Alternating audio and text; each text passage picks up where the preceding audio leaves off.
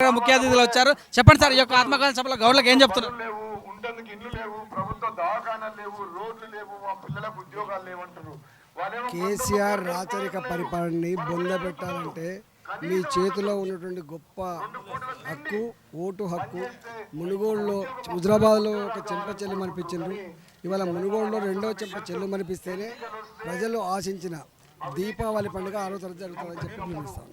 BJP గెలిస్తే కార్పొరేట్లకు పంచి పెడుతుందని, టీఆర్ఎస్ గెలిస్తే ఇక్కడ ఉన్న పేద ప్రజలకు పంచి పెడుతున్న గొప్ప నిదానంతో ముందుకెళ్తుంది టీఆర్ఎస్. ఇదంతా బట్టి బోకస్ మాటలు అవన్నీ.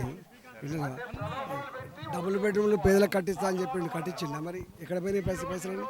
ప్రజలకు తాగబోయించి ఎక్సైజ్ ద్వారా సంపాదించిన 45,000 కోట్ల రూపాయల్లో ఇవాళ పేద ప్రజానికానికి సంక్షేమానికి ఇచ్చేది కేవలం 25,000 కోట్లు మాత్రమే. ఆ రైతు బంధులో కూడా ఉన్న వాళ్ళకి పెద్ద పెద్ద భూసాలకే పోతుంది తప్ప ఈ కౌలు రైతులకు వస్తలేదు. ఇవాళ మాటలు మాత్రమే.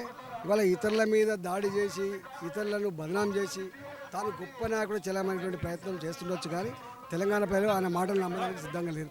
వ్యవసాయాలకు 5% జిఎస్టీ ట్యాక్స్ చేసి వాళ్ళని అడ్డు విడిచారన్నట్టు కూడా ప్రచారం చేస్తారు. పద్మశాలకు మీకు తెలియదు, పద్మశాలకు 20 లక్షల టర్నోవర్ సంవత్సరానికి ఉంటుడు ఎవరున్నారు ఈ గడ్డ మీద.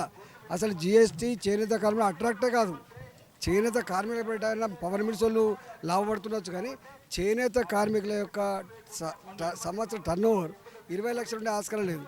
కేంద్ర ప్రభుత్వం జిఎస్టీ కౌన్సిల్ 40 లక్షల వరకు అవసరమైతే పెంచుకోండి అని చెప్పిన తర్వాత అన్ని రాష్ట్రాలు 40 లక్షల వరకు పెంచుకుంటే 40 లక్షల వరకు పెంచుకోకుండా చేనేత కార్మికులు అన్యాయం చేస్తున్న ప్రభుత్వం టీఆర్ఎస్ ప్రభుత్వం. గుర్తుపెట్టుకో. కాంట్రాక్టర్కు కామన్ మ్యాన్ జరుగుతున్న యుద్ధం అంటారు రాజేంద్ర.